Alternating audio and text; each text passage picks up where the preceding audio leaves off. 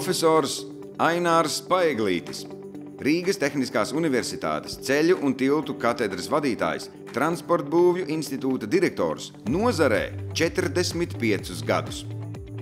Aināra Paeglīša pirmie patstāvīgie inženieru darba gadi saistīti ar projektēšanas institūtu Latgio Pro Gorstroj, kur viņš strādājis par inženieru tiltu daļā.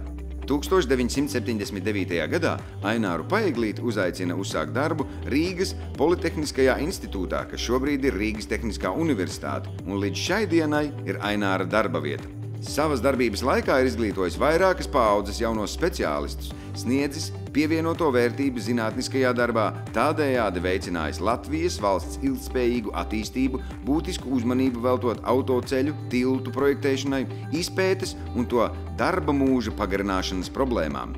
Izstrādājis mācību materiālus un grāmatas latviešu valodā par tiltu konstrukcijām.